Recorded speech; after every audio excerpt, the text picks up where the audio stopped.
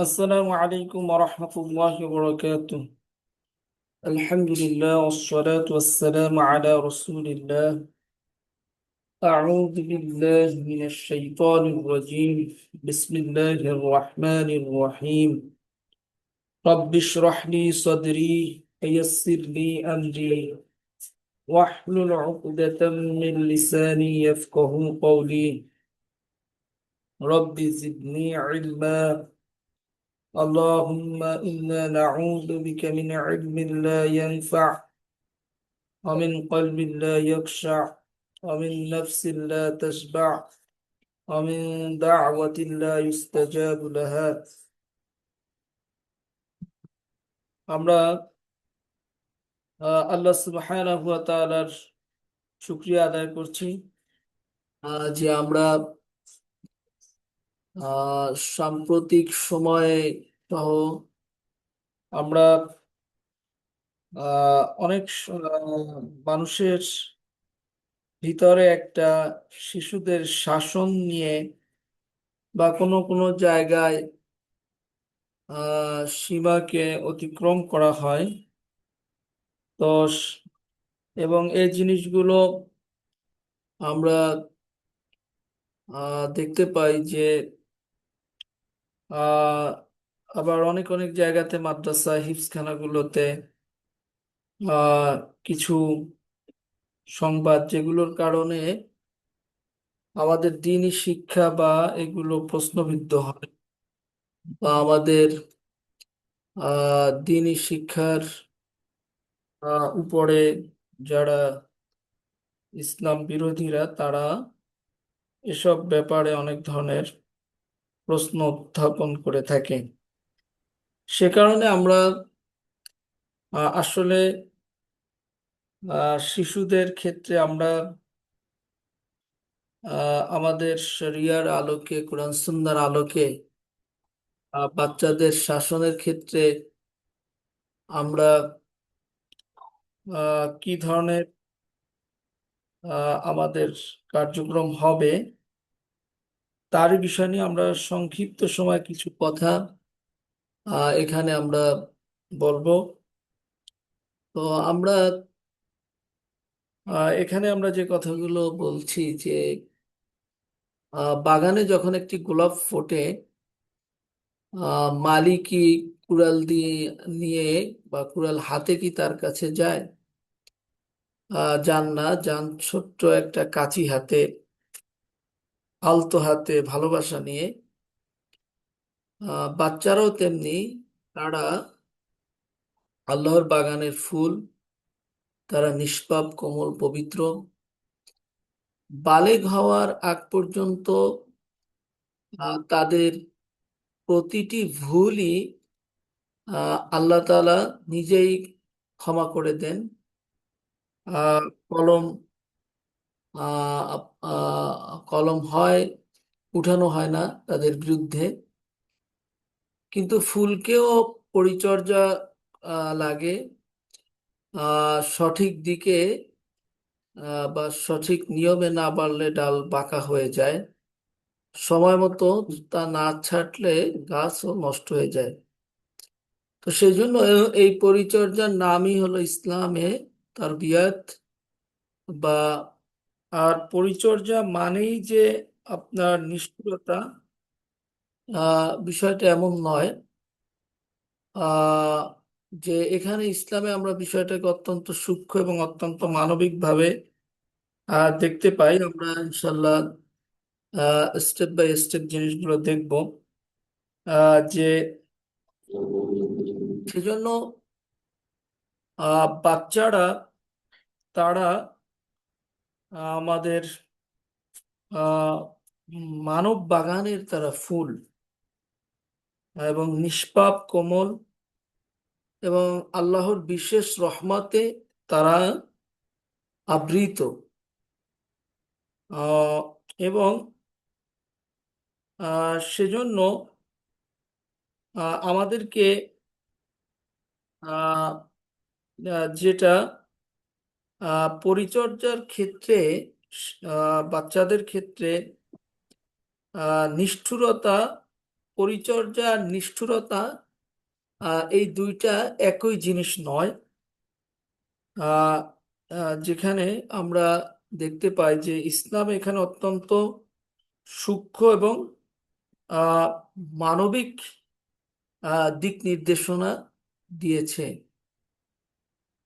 তো আমরা এখানে বাচ্চাদের শাসনের ক্ষেত্রে যে বিষয়টা বলতে চাই সেটা হলো, যে হাত গড়ে সে হাত ভাঙে না।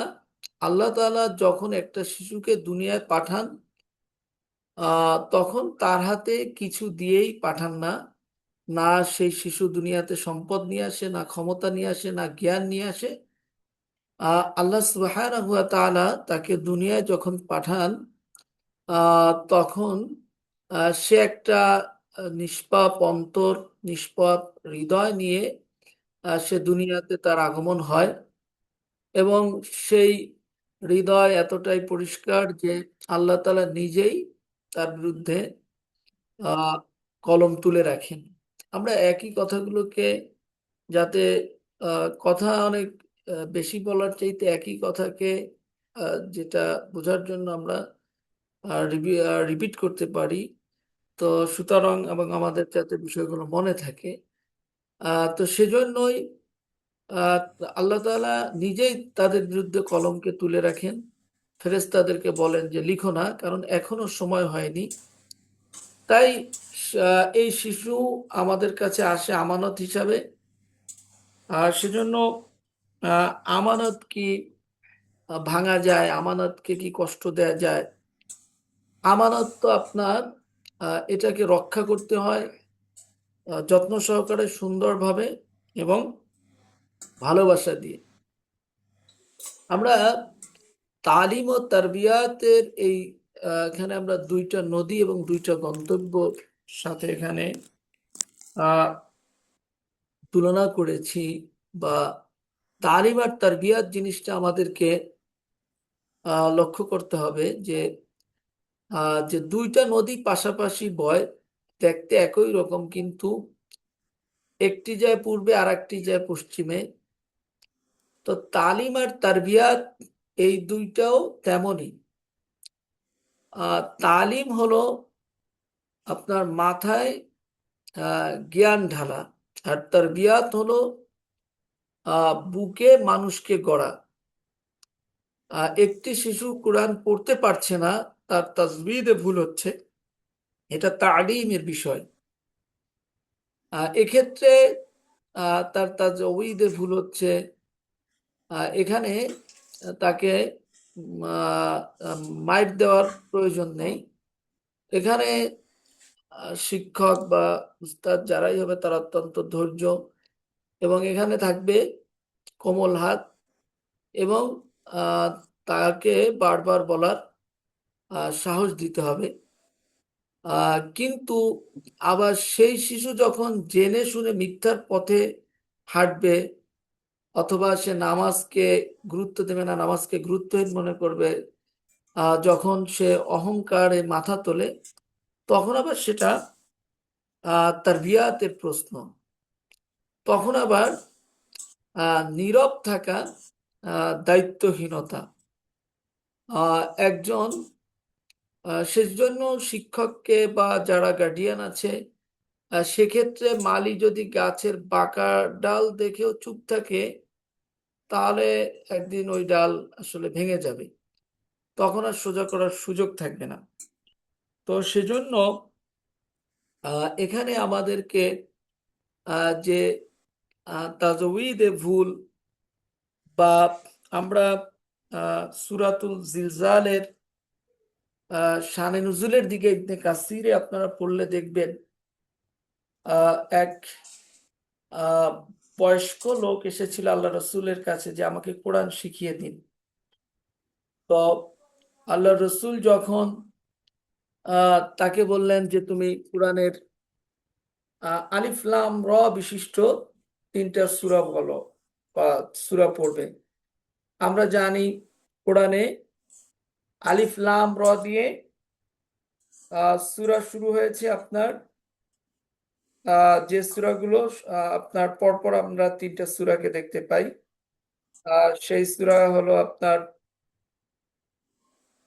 সূরাতুল ইউনুস, সূরা হুদ, তারপরে সূরা ইউসুফ।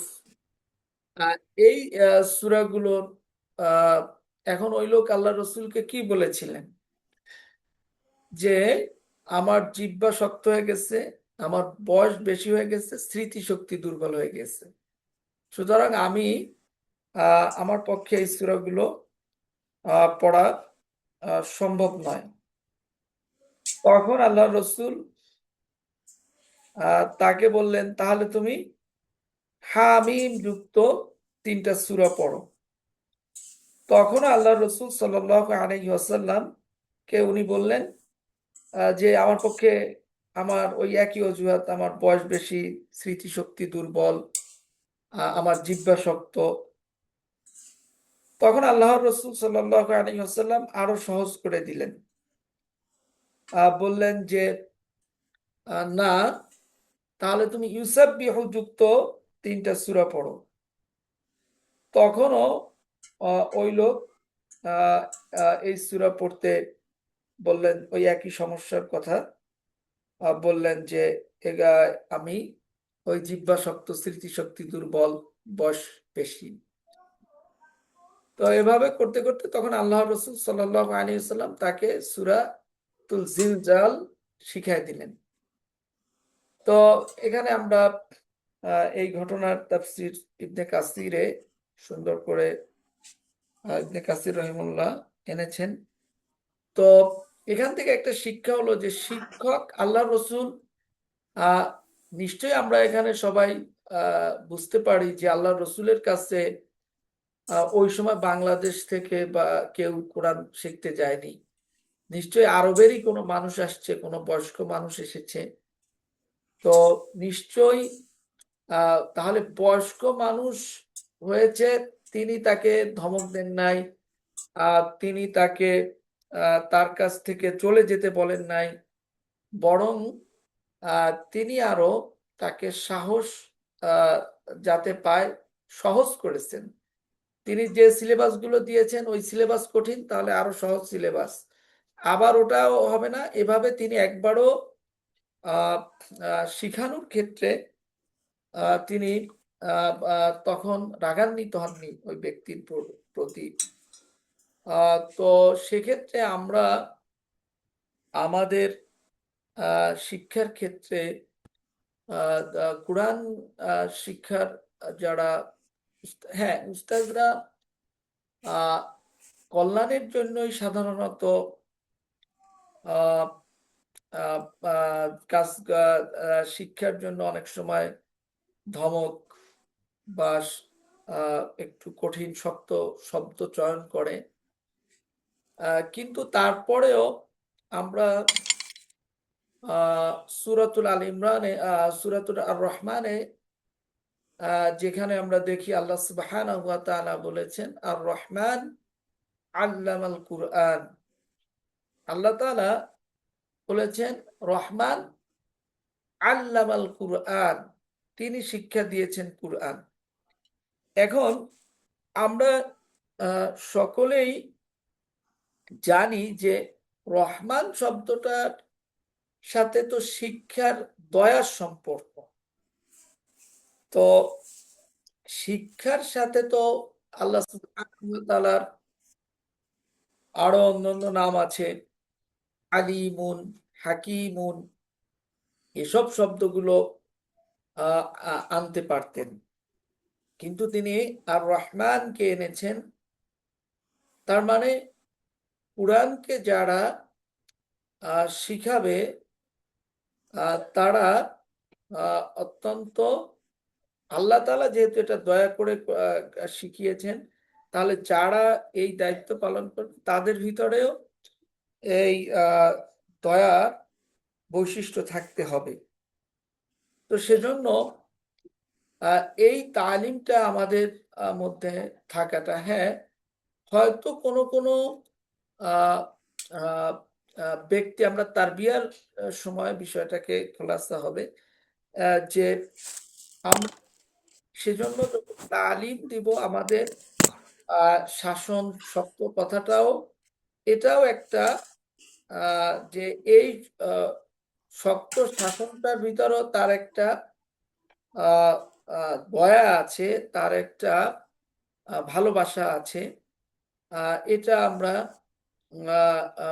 রাখতে হবে যে এমন ভাবে আমরা যে বিষয়টা, যেমন ডাক্তার শিশুকে ইনজেকশন দিচ্ছে বা আমরা অনেক সময় হসপিটালে দেখি ছোট বাচ্চারা, তখন অনেক সময় ডাক্তাররা শিশু কোনো অবস্থাতেই ফুটা করতে দিবে না, তখন অনেক সময় তার প্রতি কোনো কোনো ডাক্তারদের দেখি যে তাদেরও মেজাজের ক্ষেত্রে ভারসাম্য কিছু ওঠানামা হয়।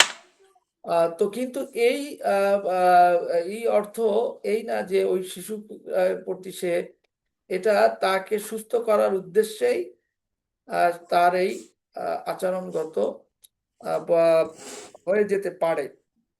কিন্তু তারপরেও আমরা যেটা তালিমের ক্ষেত্রে যেটা জ্ঞান দেওয়া, তালিম হইল আমরা যেটা হলো যে দুইটা শব্দের ক্ষেত্রে আমাদেরকে খেয়াল রাখতে হবে, তালিম এবং তারবিয়া দুইটা ভিন্ন জিনিস, দুই পথ। একটা হলো তালিম হলো জ্ঞান দেওয়া, এটা পড়ানো, এটা শিখানো। আর তারবিয়াত হলো মানুষকে তাকে সঠিক আখলাকে গড়ে তোলা, তার চরিত্রকে গড়ে দেওয়া, তাকে আদব শেখানো। এটা একটা শিশু অঙ্ক বুঝছে না, সে বারবার ভুল করছে, তাহলে এইটা তার দোষ নয়, এটা হচ্ছে তাকে শিক্ষার পদ্ধতি বা শেখার ক্ষেত্রে সমস্যা, তালিমের সমস্যা। এইখানে মারলেই কাজ হবে না। আমরা অনেক মেধাবী বাচ্চাদেরকে পাই যে তাদের অন্যান্য বিষয় দিয়ে আমরা বুঝতে পারি একটা লোক যদি আপনার অন্য একটা সাবজেক্ট বুঝতে পারে তাহলে এই আরেকটা সাবজেক্ট সে কম বুঝতেছে, তাহলে এই জায়গাতে যে বিষয়টা হয়, তাহলে এইটা তার তালিমে, এই সাবজেক্টে তার তালিমে শিখানোর জায়গাতে সমস্যা আছে। তো আমার কাছে সেদিন এক বাচ্চা এসেছিল, তো এবং তাকে আমি পড়ানোর পরে তো আমি যতগুলো ইংলিশের বিষয় তাকে প্রশ্ন করলাম, সে ইংলিশের অ্যান্সার গুলো সবই দিতে পারছে, সে মাদ্রাসার স্টুডেন্ট। তো পরে আমি যখন ইংলিশে জিজ্ঞাসা করলাম ইজ, ইজ কি, তারপরে ইন কি, এগুলো সে সব বলতে পারে। তো তখন আমি যখন আরবির গুলো ধরলাম, তখন দেখতেছি এগুলো বলতে পারে না। তাহলে এখানে আসলে যেটা হলো ওই বাচ্চার সমস্যাটা হয়েছে যে ইংলিশ টিচার তাকে ওই বিষয়টা শিখিয়ে নিয়েছে এবং সে তাকে আহ, আহ, তালিমটা তাকে ঠিক মতো দিয়েছে। আবার যখন আমি তাকে জিজ্ঞাসা করলাম মিন কি ফি কি, তখন আবার এটা বলতে পারছে না। তার মানে এখানে টিচারের তালিমের সমস্যা আছে। তো সেজন্য এই জায়গাতে আবার আমরা অভিভাবকরা যে সেই সাবজেক্টে নাম্বার কম পাইলো, সেজন্য আমরা তার সাথে অত্যন্ত দুর্ব্যবহার করছি, কিন্তু আমরা জায়গাটা খুঁজছি না যে কোন কারণে তার এই সমস্যাটা হচ্ছে। আমার এখানে তার কোন কোন জায়গায় শিক্ষার ক্ষেত্রে ঘাটতিটা কোন জায়গায়। এখানে আমরা সকলেই জানি যে শিক্ষার সাথে তিনটা জিনিসের সম্পর্ক, শিক্ষক, সিলেবাস এবং শিক্ষার্থী। একজন শিক্ষক তিনি শিখান, তার একটা সিলেবাস থাকে, আর শিক্ষার্থীরা শেখে। তো এই তিন জিনিসের ক্ষেত্রেই একটা সামঞ্জস্যতা থাকার প্রয়োজন আছে। তো যাই হোক, সেজন্য আমরা যে কথাটা বলতে চাই যে আহ, আহ, যে শিশু যদি অঙ্ক না বুঝে বারবার ভুল করছে, তাহলে এটাকে তার দোষ না, তার শিক্ষা বা তালিমের ক্ষেত্রে আহ, ঘাটতি রয়েছে। এখন এই ক্ষেত্রে শিক্ষক যদি ছাত্র অঙ্ক না পারে, আর না পারলেই যদি শুধু মারতে থাকে, তাহলে ওই শিক্ষক আর শিক্ষক থাকবে না। তাহলে ওই শিক্ষক তখন জালেমে পরিণত হবে। তো ঠিক তেমনি ভাবে অভিভাবকরাও যদি সন্তানের চরিত্রকে নষ্ট হতে দেখে, তারপরেও তারা চুপ থাকে, তাহলে এটাকে আমরা অভিভাবকতা হিসাবে, তারা আসলে অভিভাবকতার দায়িত্ব সঠিকভাবে পালন করছে না। এটা তাদের অভিভাবকতা নয়, এটা তাদের দায়িত্বহীনতা। তো সেজন্য আমাদেরকে যেটা হলো এই বিষয়গুলোর ক্ষেত্রে খেয়াল রাখতে হবে যে আবার যদি আমরা শিশুদের মধ্যে দেখি যে সে জেনে শুনে মিথ্যা বলছে, বড়দের সামনে বেয়াদবি করছে, নামাজকে ছেড়ে দিচ্ছে, তাহলে এটা তার বিয়ার অংশ, তার বিয়াতের সমস্যা। কারণ এক্ষেত্রে শর্ত সাপেক্ষে শাসনের শাসন করার কি আছে, অবকাশ আছে। তো শর্ত সাপেক্ষে, যেমন আমরা একটা ছাত্রকে ক্লাসে অত্যন্ত মনোযোগ, বারবার তাকে দৃষ্টি আকর্ষণ করা হচ্ছে, বা সে একটা দুষ্টুমিতে আছে, তাকে টিচার ক্রমে চেষ্টা করেছে তাকে এটা থেকে বিরত রাখার জন্য, কিন্তু তার জায়গা চেঞ্জ করেছে, তাকে যেখানে বসে, যার সাথে বসে দুষ্টুমি করছে, তার থেকে উঠিয়ে নিয়ে আসছে, আর এক জায়গায় নিয়ে আসছে, কিন্তু তারপরও একই আচরণ তার ভিতরে বহাল রয়েছে। তাহলে এক্ষেত্রে যেটা আমাদেরকে মনে রাখতে হবে, তাহলে তো এখানে একটা বেয়াদবি, তাই না? আপনিও বলবেন যে আমি তোমাকে বারবার এটা করতে নিষেধ করা হয়েছে, তাহলে তাকে সাবধান করা হয়েছে, সতর্ক। সেক্ষেত্রে তো আসলে আহ, আর যদি এই জায়গাতে টিচারকে আহ, আহ, এই অধিকারটুকু না দেয়া হয়, সেক্ষেত্রেও তো আবার সে উপযুক্ত মানুষ হবে না, এবং সে একজন উপযুক্ত মানুষ হিসেবে গড়ে উঠবে না। তবে অবশ্যই এক্ষেত্রে আমাদেরকে যেটা হলো, আমাদেরকে আহ, এই যে সে বেয়াদবির পর্যায়ে যদি যায়, আমরা ওয়েস্টার্ন কালচার অনুযায়ী আমরা অনেক সময় যে একদম কিছু বলাই যাবে না, না মাথা ব্যথা হয়েছে তার মানে আপনি মাথাকে কেটে ফেলবেন, বিষয়টা এরকম না। আপনাকে অবশ্যই একটা ইসলামের যে নীতি হইল, আপনি সীমাকে অতিক্রম করবেন না শাসনের ক্ষেত্রে। তো সেক্ষেত্রে আমাদেরকে আহ, এই বিষয়ের দিকে অবশ্যই লক্ষ্য রাখতে হবে যে যখন আমরা দেখব যে সন্তানরা কোনো মিথ্যা বলছে, নামাজ ছাড়ছে, বেয়াদবি করছে, ক্লাসকে আরেকজনের ক্ষতি করছে, এরকম হয় যে নিজে ও ঠিক ক্লাস করছে না, পাশাপাশি সে আরেকজনকে, এটাও তো আরেকটা। তো এটাও তো কোরআন হাদিসের আলোকে। কিন্তু এই জায়গাগুলোতে আমাদেরকে খেয়াল রাখতে হবে যে আমরা সীমার মধ্যে আমাদেরকে থাকতে হবে। এখন আমরা এখানে আহ, একটা হাদিসকে আমরা সব ইয়েতে শাসনের উপরে দেখতে পাই। তো যে আল্লাহ রসুল এই হাদিসের ভিতরের যে লুকানো যে দর্শনটা, সেটা হলো আল্লাহ রসুল সাল্লাল্লাহু আলাইহি ওয়াসাল্লাম বলেছেন যে তোমরা তোমাদের সন্তানদেরকে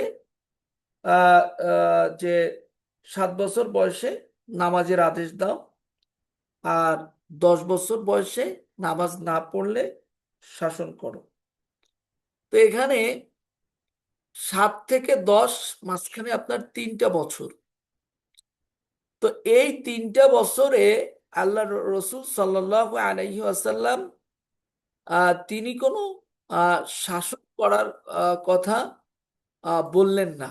আল্লাহ রসুল সাল্লাল্লাহু আলাইহি ওয়াসাল্লাম আহ, তিনি আহ, এই 3টি বছরে আহ, বলেছেন শুধু বলো, শেখাও, ডাকো, হাত ধরো।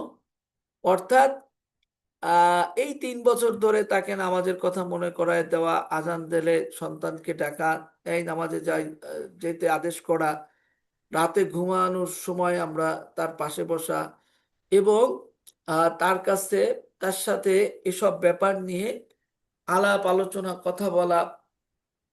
অর্থাৎ একটু একটু করে আস্তে আস্তে তার ভিতরে এর বীজগুলো দিতে হবে।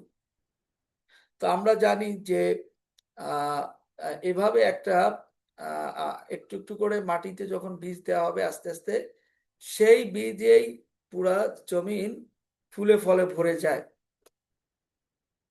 এ এটা ইহা ছাড়া আমরা চাবুকের যে হাদিসটা জানি, সেখানে লক্ষ্য করলে আমরা আরো গভীর বিষয় দেখি।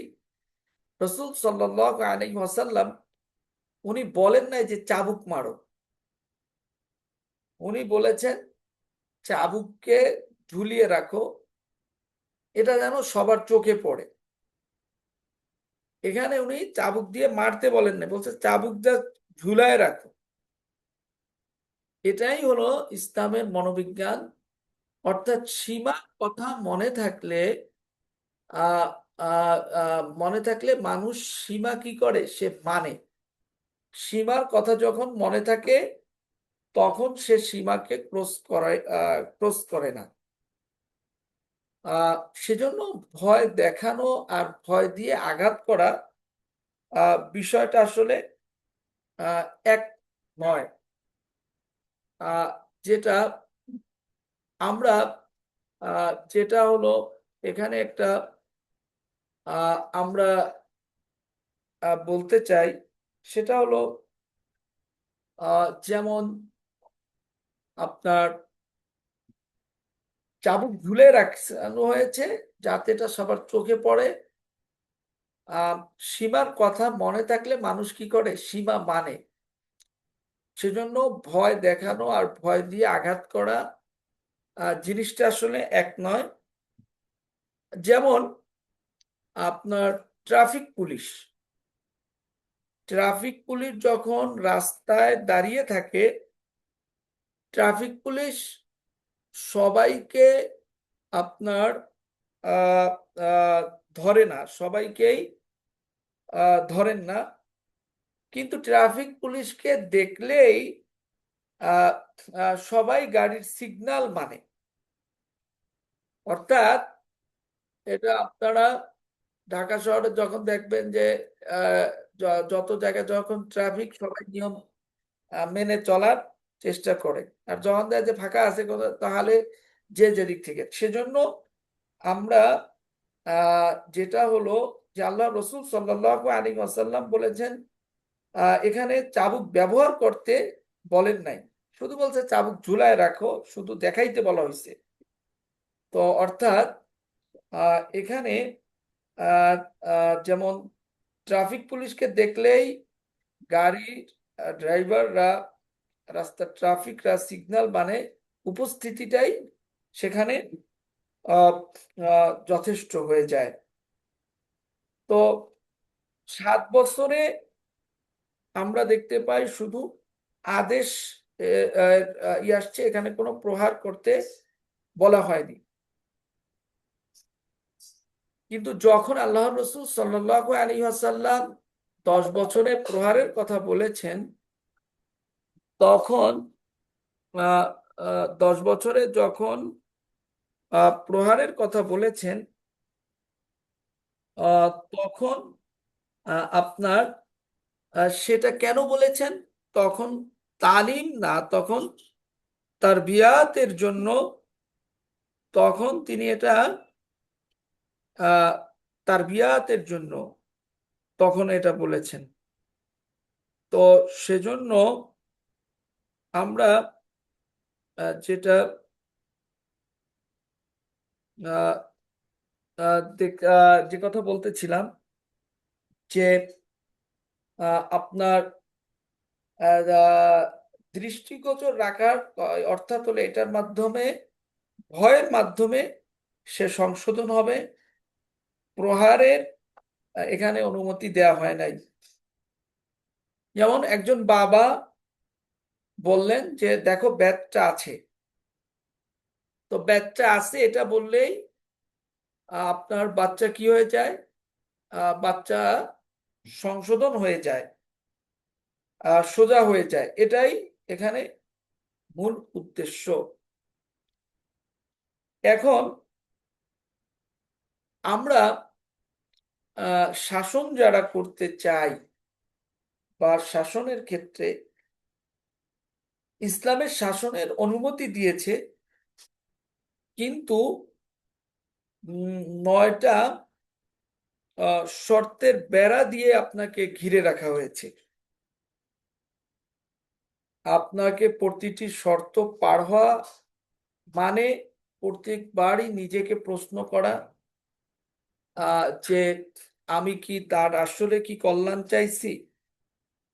তো সেজন্য শাসনের অনুমতি দেয়া হয়েছে, কিন্তু বিনা শর্তে নয়।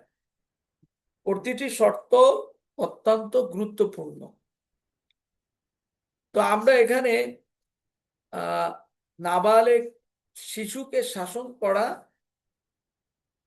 যে শিশু এখনো বালেগই হয় নাই, তার যার পাপের খাতা খোলাই হয়নি, তার ছোটখাটো ভুলে এভাবে শাসন করা, সীমাকে লঙ্ঘন করে তাকে অত্যাধিক পরিমাণে প্রহার করা, এটা কোনোভাবেই আহ, ইসলাম সমর্থন করে না। আহ, কারণ ওই শিশু যা করে সে ভুল করে, ভুলে করেই করে।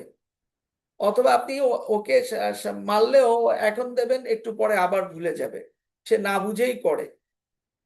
তো একটা 2 বছরের শিশু আহ, সে আপনার সে যদি তার মায়ের আহ, আহ, কাপকে বা তার মায়ের কোনো প্রিয় জিনিসকে ভেঙে ফেলে, আহ, আহ, সে কি জানতো যে এটা তার প্রিয়? সে কি বুঝতো যে এটা ভাঙলে তার মা কষ্ট পাবে?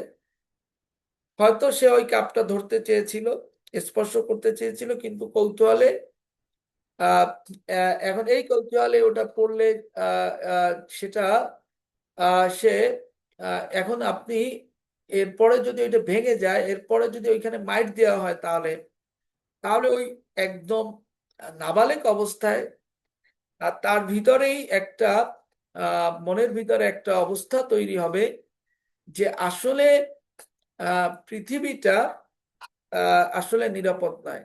কারণ সে তার মা বাবা এদেরকে আহ এদেরকেই তো একজন শিশু সবচাইতে বেশি ভালোবাসে। তো তখন ওই শিশু তখন মনে মনে আস্তে আস্তে তার ভিতর এই বিষয়টা চলে আসবে যে না, এখানে ভালোবাসার মানুষটাও তা কি করে, আঘাত করে, প্রহার করে। তো সেজন্য আমরা আহ, যে একজন নাবালেক শিশুকে ক্ষেত্রে সে যদি কোনো একটা দুষ্টুমি করে, সে একটা থালা ভেঙে ফেলছে, সে আসলে বোঝে না যে সে কেন মার খাচ্ছে। সে শুধু বোঝে আপনি ওকে ওইটাকে ওইভাবে আহ, আহ, বুঝতে পারবে না, কিন্তু আপনি ওকে যখন প্রহার করবেন, মারবেন, সে এইটা ভালো বুঝবে যে যাকে আসলে আমি ভালোবাসি সে আমাকে কষ্ট দিচ্ছে।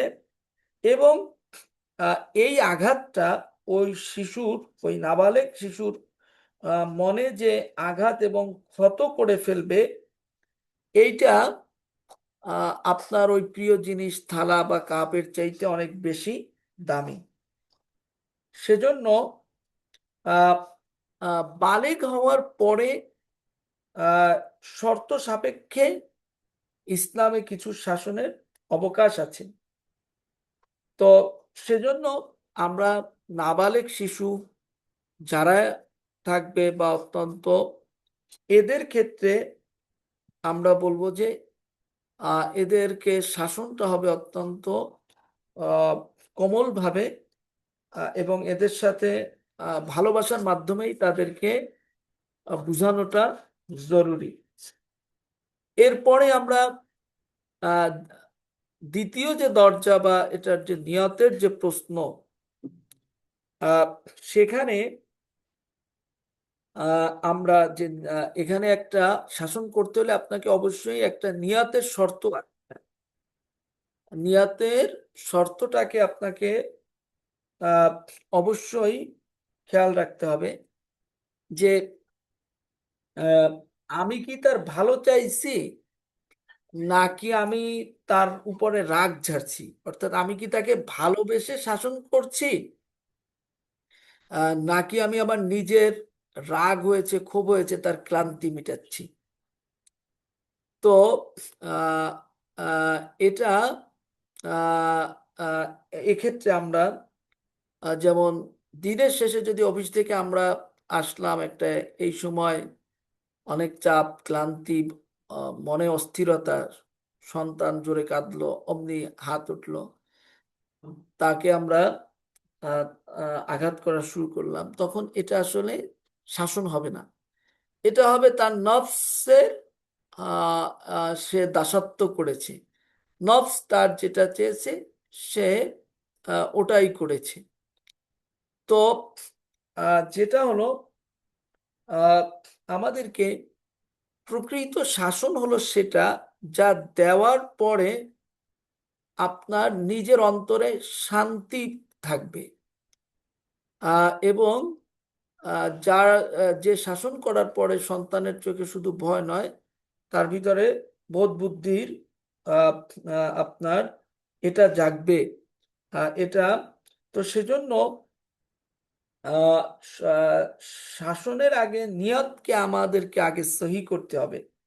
মনে রাখতে হবে যে এই জায়গাটা রাগকে ঝাড়ার জায়গা নয়, তার কল্যাণের জায়গা। তার, সে হোক আমার সন্তান, সে হোক আমার স্টুডেন্ট, তার কল্যাণের জন্য আহ, আমি কি আসলে সত্যি তার ভালো চাইছি, নাকি আমার মেজাজ খারাপ করেছে, আমি সেই মেজাজ খারাপের সেই আপনার রাগকে আমি ঝাড়ছি, আমি আমার নিজের ক্লান্তিকে মিটাচ্ছি।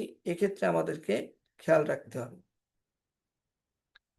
এরপরে আমরা আহ তৃতীয় যে শর্তের কথা বলবো শাসনের ক্ষেত্রে সন্তানদের,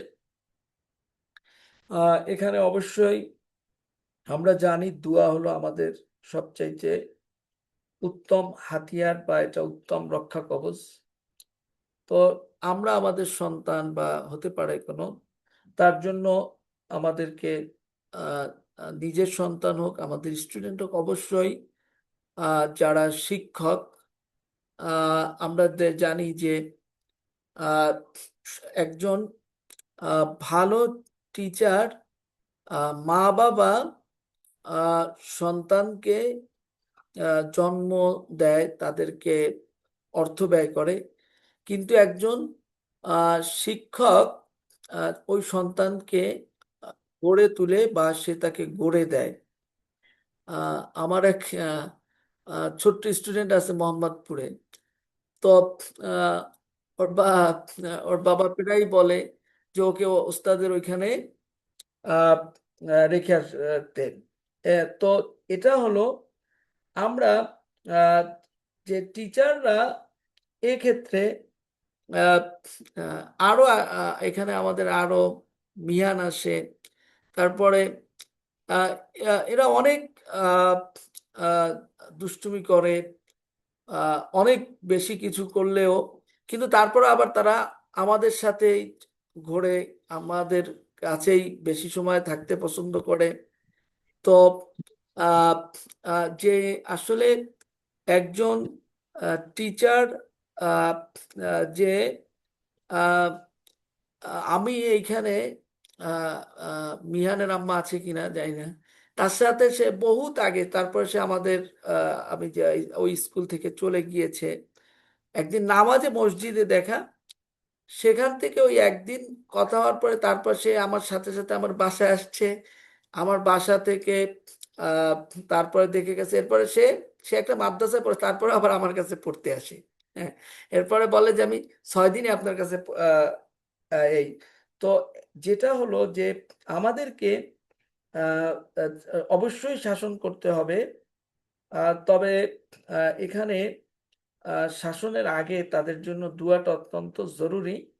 আমরা পারলে আমাদের সন্তানদের জন্য, আমাদের স্টুডেন্টদের জন্য নামাজ পড়ব, নামাজ পড়ে তাদের জন্য দোয়া করব। সন্তান বা আমাদের স্টুডেন্টরা আমাদের শত্রু নয়। আহ, এবং আমরা আহ, যেটা বলতে চাই যে তাদেরকে জন্য আমাদেরকে দোয়া করতে হবে, এবং আহ, আহ, রাগকে নিয়ন্ত্রণ করতে হবে, অন্তরকে নরম করতে হবে। তো সেই জন্য আমরা বলতে চাই যে শিশু বা সন্তানরা আমাদের প্রতিপক্ষ নয়, সে আমাদেরই অংশ। তারা আমাদেরই দুয়ার ফসল। তো আহ, সংশোধন করাটা শুধুমাত্র আহ, আমাদের একার কাজ না। এখানে আল্লাহর সাহায্য ছাড়া কখনোই একজন মানুষকে সে পরিপূর্ণ সংশোধিত মানুষ হবে না। আর সেজন্য তো আমরা জানি কোরআনুল কারিমে আল্লাহ সুবহানাহু ওয়া তাআলা আমাদেরকে উত্তম দোয়া শিক্ষা দিয়েছেন, রব্বানা হাবলানা মিন আজওয়াজিনা। এই দোয়াগুলো তার এমনি এমনি দেন নাই। হ্যাঁ, তো নিশ্চয়ই এগুলোর ভিতরে আমাদের জন্য অনেক বড় নাসিহা রয়েছে। তো সেজন্য আহ, শাসনের ক্ষেত্রে আমাদেরকে সংশোধনের জন্য আমাদেরকে আল্লাহর কাছে দোয়া করতে হবে। আহ, এবং একটা শর্তই এখানে খেয়াল রাখতে হবে, যে শর্তই হচ্ছে যথেষ্ট রাগকে আমাদেরকে শাসনের আগে এটাকে ঠান্ডা করতে হবে, এবং আমাদের নিয়তকে পরিষ্কার পরিশুদ্ধ থাকতে হবে। কি বলো? এরপরে আমরা সন্তান শাসনের ক্ষেত্রে আমাদেরকে আর আসতেছে। যে বিষয়টাকে খেয়াল রাখতে হবে সেটা হলো রাগমুক্ত থাকার শর্ত, অর্থাৎ রাগের প্রশ্ন। আহ, যে আমরা তাকে শাসন করব, এই শাসনটার ক্ষেত্রে আহ, আহ, এই অবস্থায় কি আমার ভিতরে কি আগুন জ্বলছে, আমি কি অত্যন্ত রাগান্বিত। তো রাগের অবস্থায় আহ, শাসন করাও হারাম। এটা তো আমরা সকলেই এই হাদিস, এই ঘটনা সকলেই আমরা জানি। হজরত আলী রাদিয়াল্লাহু তাআলা আনহু যে যুদ্ধের ময়দানে শত্রু আহ, একবার যুদ্ধের ময়দানে এক কাফেরকে তিনি মাটিতে ফেলে দিলেন, এবং তিনি তলোয়ারও তুলেছেন। ঠিক তখনই সেই কাফের তার মুখে থুথু দিল। তো এই কাফের যখন তাকে থুথু দিল, আহ, তো হজরত আলী রাদিয়াল্লাহু তাআলা আনহু তলোয়ারকে নামিয়ে রেখে উঠে দাঁড়ালেন, তাকে ছেড়ে দিলেন। কারণ কি? রাগ এসে গেছে। এখন তাকে মারলে এটা আর আল্লাহর জন্য হবে না। তখন এটা হয়ে যাবে নফসের জন্য, নফসের প্রতিশোধ হয়ে যাবে। তো এখান থেকে আমরা যে বিষয়টা শিক্ষা পাই, যে একজন মহান মুজাহিদ আসাদুল্লাহিল গালিব, আহ, তিনি যুদ্ধের ময়দানে যদি এভাবে আহ, রাগকে নিয়ন্ত্রণ রাখতে পারেন, তাহলে আমরা কি ঘরে রাখতে পারি না? যে রাগের আগুনে যা রান্না হয়, এটা আমরা জানি। আপনি রাগান্বিত অবস্থায় যদি আপনি রান্না করতে যান, সেই রাগের সময় আপনার রান্নাটা কিন্তু ভালো হবে না। এবং রাগের আগুনে যা রান্না হয় সেটা খাওয়া যায় না। তো আর রাগের মাথায় যে শাসন হয় তা সন্তান মনে রাখে ঠিকই, কিন্তু ওই শাসনটাকে সে শিক্ষা হিসাবে নেয় না। ওই শাসনটাকে সে একটা আঘাত বা তার ক্ষত হিসেবে নেয়। তো সেজন্য রাগের প্রশ্নের ক্ষেত্রে আমাদেরকে আহ, সতর্ক থাকতে হবে। সেজন্য আমরা বলতে চাই যে রাগে যা করা হয় তা আসলে সংশোধন নয়, বরং রাগে যা করা হয় এটা প্রতিশোধ। আর প্রতিশোধ কখনোই মানুষ গড়ে না। প্রতিশোধ আহ মানুষকে গড়ে তোলে না, বরং মানুষকে অন্তর, মন, হৃদয়কে ভেঙে দেয়। সেজন্য রাগে যা করা হয় সেটা আসলে সংশোধন নয়, সেটা হলো প্রতিশোধ।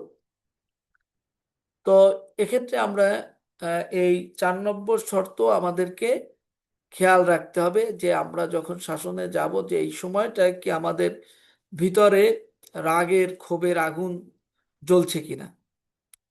আহ এরপরে আমরা 5 নম্বর যে পরিমাপের প্রশ্ন বা এখানে আমাদেরকে যে বিষয়টা খেয়াল করতে হবে, অন্যায়টা কতটুকু, শাস্তিটা কি তার সমান হবে কিনা। আহ আপনার যদি রাগ না থাকে তাহলে ঠান্ডা মাথায় ভাবতে হবে যে তার অন্যায় বা অপরাধটা কতটুকু। এখানে একটা দাঁড়িপাল্লাকে কল্পনা করুন।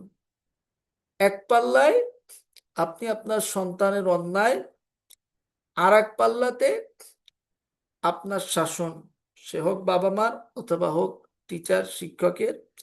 তাই দুইটাই কি সমান? একবার মিথ্যা বলা আর প্রতিদিন মিথ্যা বলা আসলে এক নয়। তো ভুলে নামাজ ছুটে যাওয়া আর ইচ্ছা করে নামাজ ছেড়ে দেওয়া, এইটা কিন্তু এক নয়। ঠিক বিচারক যেমন অপরাধকে বিবেচনা করে অপরাধ দেখে শাস্তি দেন, অভিভাবককেও, শিক্ষক, উস্তাদ, তাদেরকেও সেই সূক্ষ্মতা খেয়াল রাখতে হবে।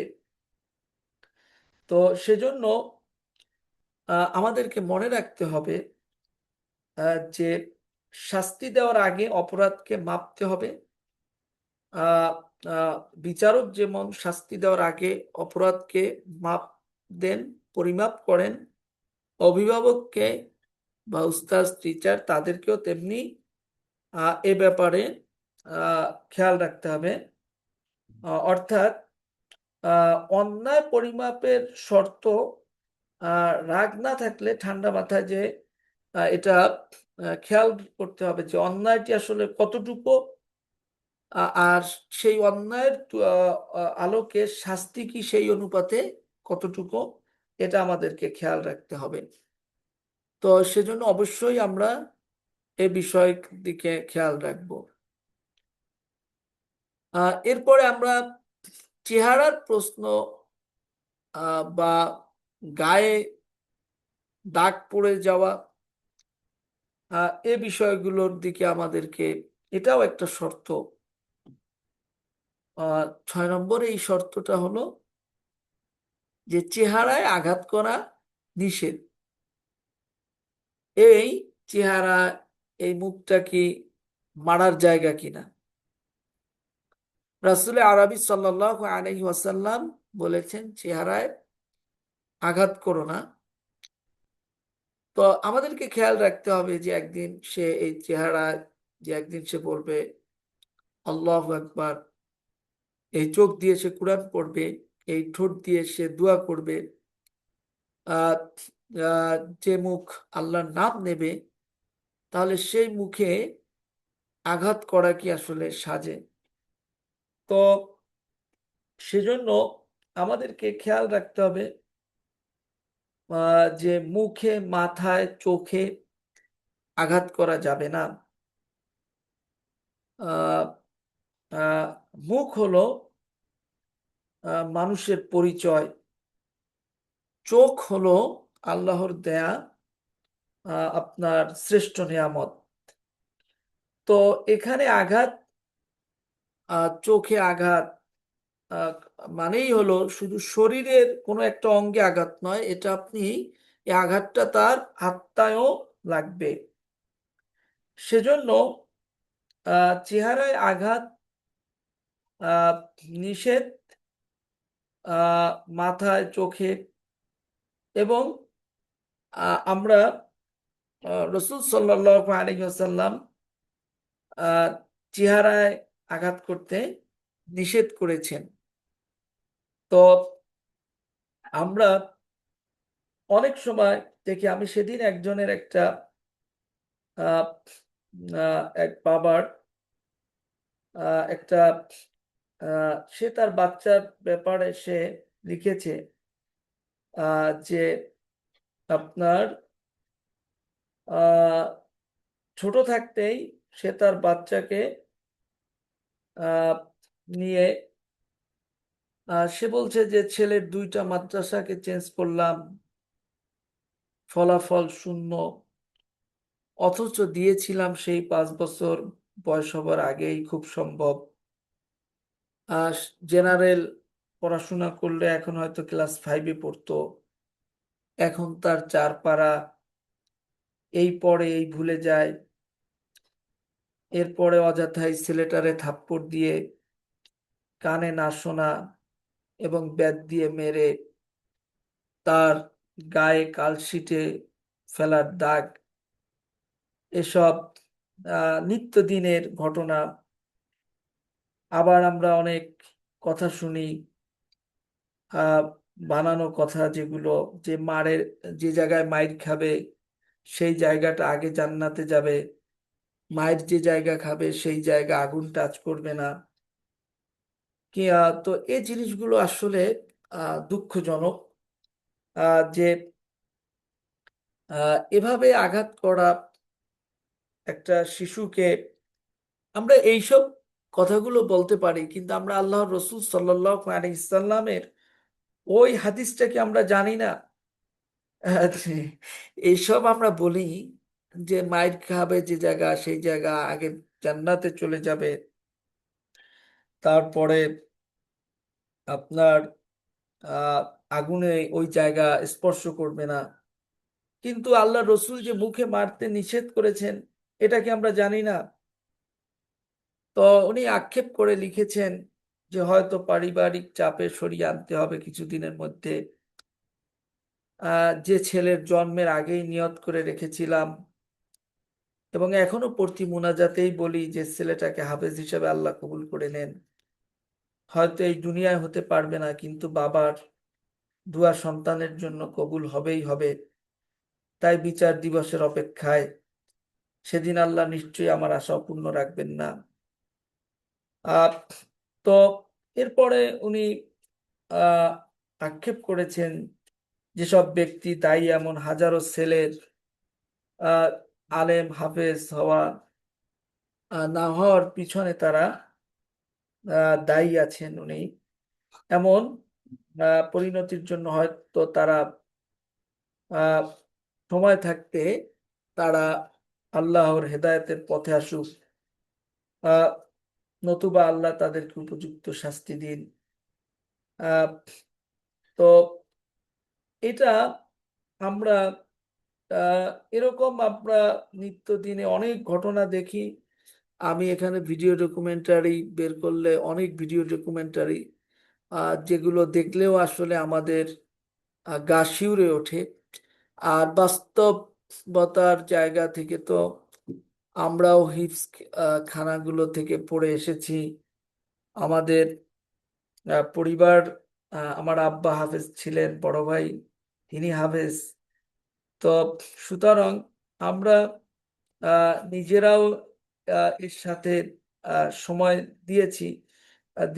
তো বাস্তবতার তো কিছু বিষয় রয়েছে। তো আমাদেরকে এই জায়গাগুলোতে অবশ্যই আহ, আহ, সংশোধনী আনতে হবে, এবং রসুল সাল্লাল্লাহু আলাইহি ওয়াসাল্লামের যে শিক্ষা, ওনার যে আহ, আহ, আহ, উনি তো শিক্ষকেরও আদর্শ, উনি তো দুনিয়ার সবচাইতে শ্রেষ্ঠ শিক্ষক। উনি বলেছেন আনা বুইসতু মুআল্লিমান, আমি দুনিয়াতে প্রেরিত হয়েছি শিক্ষক হিসাবে। তো ওনার শিক্ষার আহ, পদ্ধতি নীতিমালা আসলে কি ছিল, এ বিষয়গুলো নিয়ে আমাদের আসলে পড়াশোনা অত্যন্ত জরুরি। এবং আমরা আহ, যেটা এরপরে আমরা যে বিষয়টা দেখতে পাই সেটা হলো সপ্তম, অষ্টম এবং নবম, এই জায়গাতে আমাদেরকে সীমার একটা প্রশ্নকে খেয়াল রাখতে হবে। সীমার প্রশ্ন অর্থাৎ এখানে স্থান, মাত্রা এবং ত্যাগের শর্ত, এটা এটা আমাদেরকে মনে রাখতে হবে। আহ, আহ, আমাকে জানতে হবে আমার হাত কি আসলে জানে যে কোথায় থামতে হবে। এটা আমার হাত কি আসলে জানে যে কোথায় থামতে হবে। আপনারা গত কয়েকদিন আগেই দেখেছি যে একজন ছাত্রকে মেরে পরে টিচার টিচার এখন আহ, কারাগারে। তো এই যে এবং ওই বাচ্চা, টিচার গেছে কারাগারে, ছাত্র সে হাসপাতালে।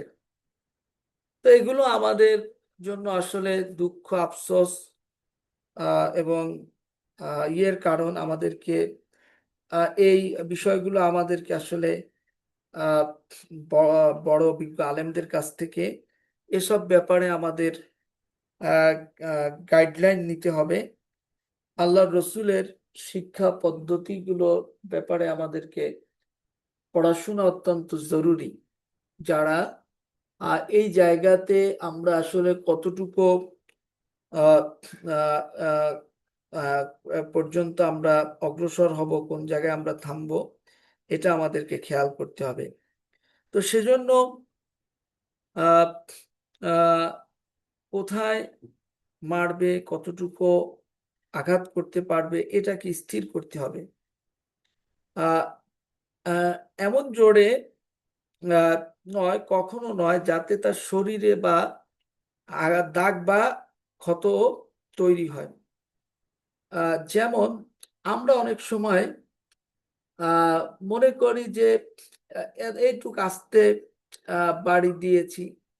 একটা কথা মনে রাখতে হবে, একটা বাচ্চা একটা বড় মানুষ যতটুক ঝাল সহ্য করতে পারে, একটা ছোট মানুষ তো ওই ঝাল সহ্য করতে পারবে না, তাই না? তো যে একটা বড় মানুষ যতখানি আঘাতের ওয়েট নিতে পারে, এইটা তো একটা ছোট বাচ্চা।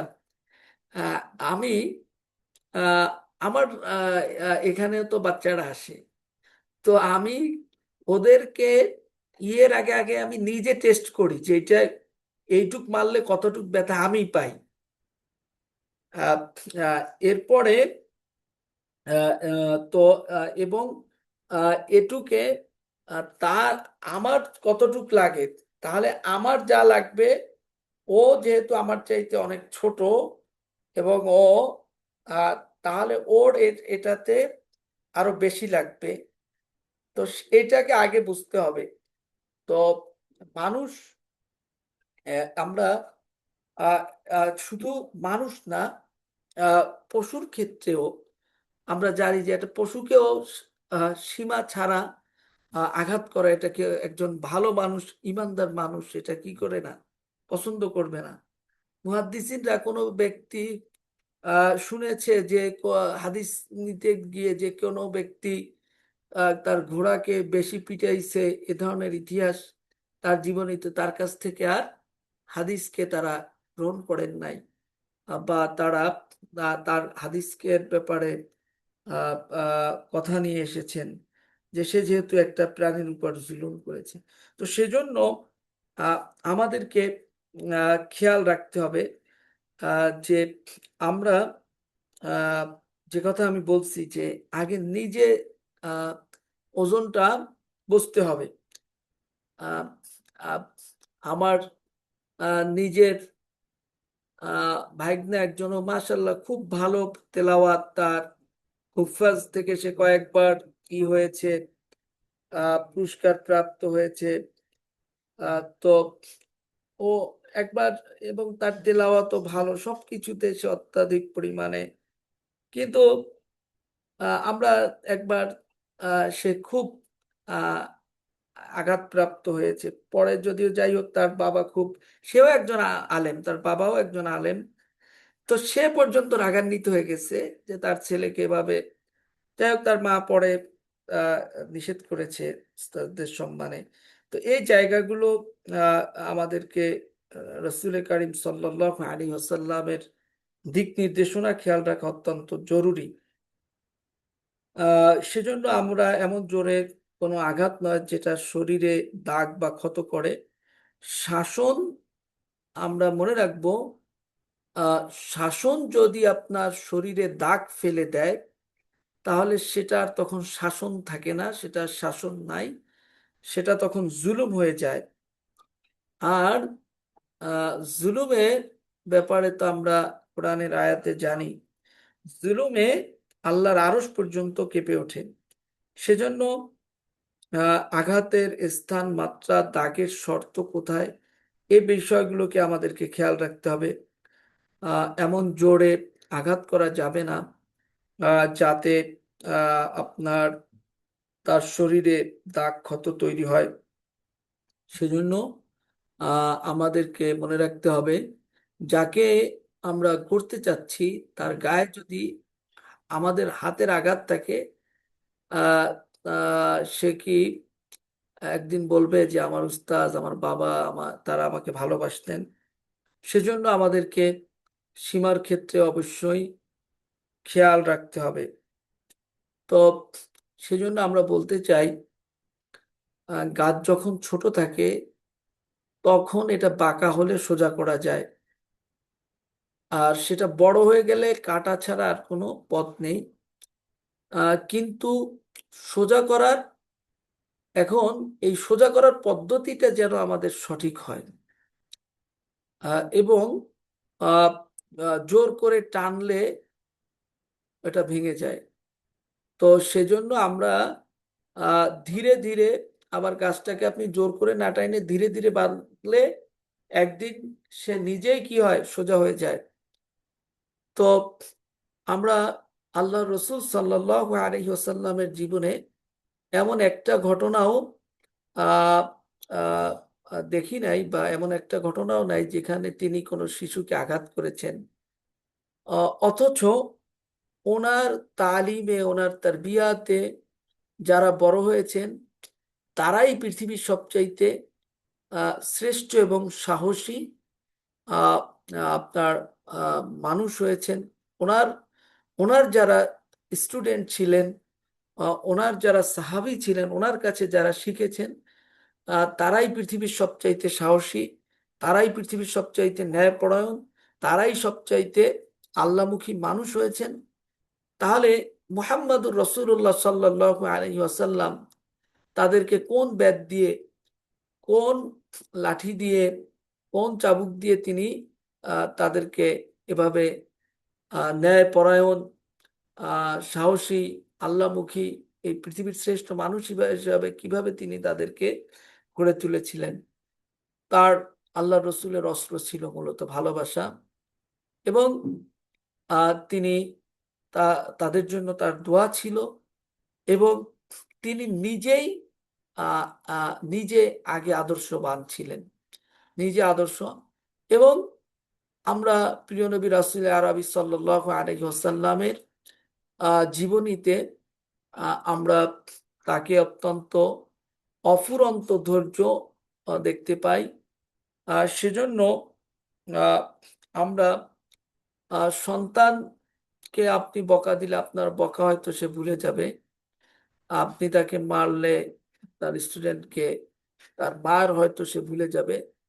আহ, কিন্তু আপনি যেদিন তার পাশে বসে আহ, কেঁদেছেন বা তাকে দুটি উত্তম কথা বলে অথবা তার মাথায় হাত রেখে দোয়া করেছিলেন, আহ, তাহলে সেটা সে ভোরবেলা বা তার কে আপনি তার কপালে চুমু দিয়ে যদি কোনোদিন ফজরে ডেকে তোলেন, তাহলে সেই মুহূর্তগুলো সে কবরেও নিয়ে যাবে।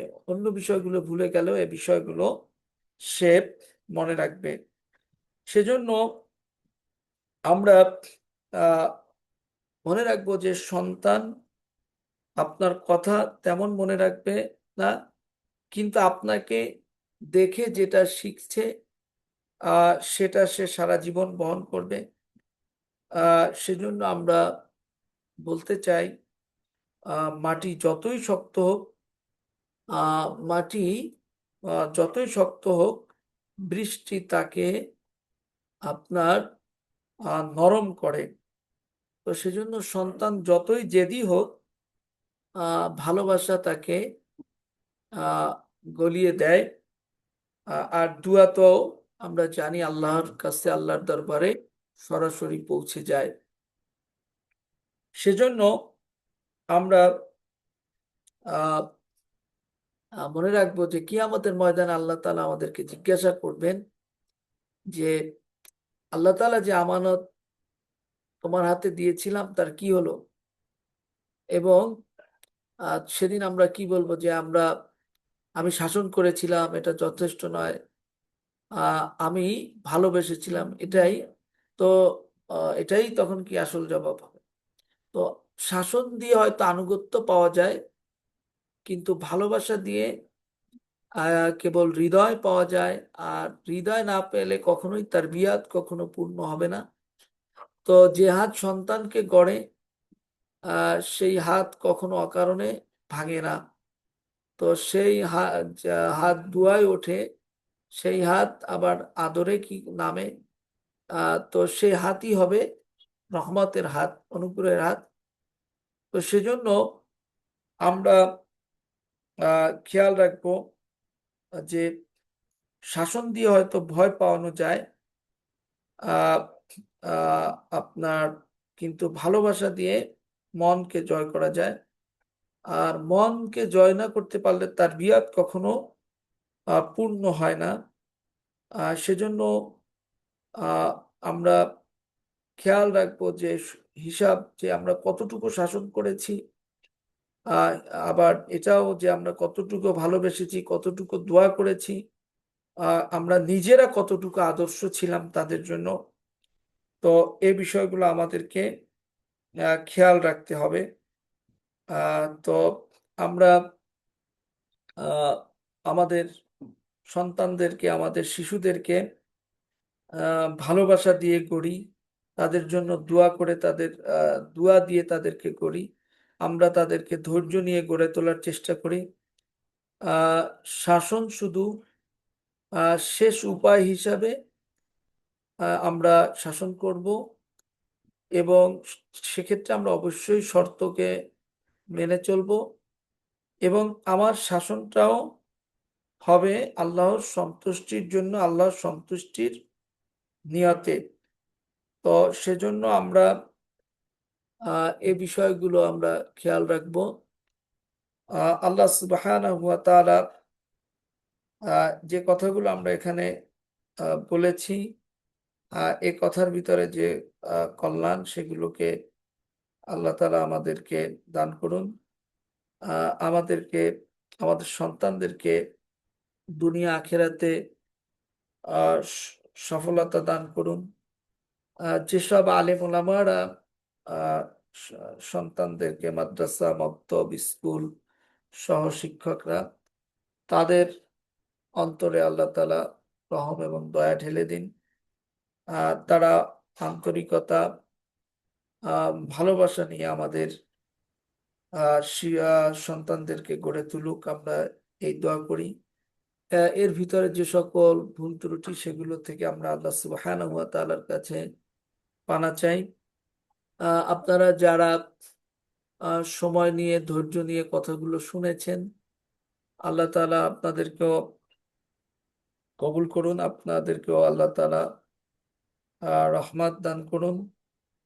আল্লাহ তাআলা আপনাদের ঘরকে আহ, আপনার চক্ষু শীতলতার কারণ বানান, চক্ষু শীতলতার জন্য নির্ধারিত করে দিন। আর আমাদেরকে কোরআন সুন্নাহর আলোকে আমাদের নিজেদেরকে, আমাদের সন্তানদেরকে, আমাদের চারপাশ, আমাদের পরিবেশ, আমাদের সমাজ, আমাদের রাষ্ট্রকে আল্লাহ তাআলা গড়ে তোলার জন্য আমাদের বিশেষ করে আজকে আমরা ক্লাসে শিক্ষার ক্ষেত্রে যে কথাগুলো বললাম, এর কথাগুলোর ভিতরে আমরা যে শিক্ষাগুলো আমরা পেয়েছি, শিখেছি, এগুলোর উপরে আল্লাহ তাআলা আমাদের সকলকে আমল করার তৌফিক দান করুন। ইনশাল্লাহ আমরা আহ, ধারাবাহিক মাঝে মাঝে কিছু ক্লাস এরকম রাখবো আপনাদের।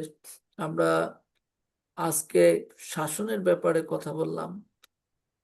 আমরা ভালো ছাত্র, ভালো শিক্ষক, আহ, আহ, এইসব বিষয়গুলো যেগুলো আমাদের প্রয়োজনীয়, আমরা এই মুহূর্তে ব্যস্ততার মধ্যেও মাঝে মাঝে আমরা কিছু জিনিস, এটা একটা এ ধরনের ক্লাসে যেটা হয়, আমরা আমাদের মনের ভিতরে কিছু আত্মার খোরাক মাঝে মাঝে হয়, নিজেরা কিছু জিনিস উপলব্ধি হয়। তো সেজন্য আমরা মাঝে মাঝে আপনাদের কাছে এই ক্লাসগুলোর দাওয়াত দিতে পারি। আপনারা নিজেরা সংযুক্ত হবেন এবং মানুষের কাছে দাওয়াত পৌঁছে দেবেন। আজকের ক্লাসে এ কথার মাধ্যমেই এই ক্লাসের ইতি এবং আহ, উপসংহার টানলাম। সুবহানাল্লাহি ওয়া বিহামদিহি, সুবহানাকাল্লাহুম্মা ওয়া বিহামদিকা, আশহাদু আল লা ইলাহা ইল্লা আনতা, আস্তাগফিরুকা ওয়া আতুবু ইলাইক। আসসালামু আলাইকুম ওয়া রাহমাতুল্লাহি ওয়া বারাকাতুহু। ওয়ালাইকুম আসসালাম ওয়া রাহমাতুল্লাহি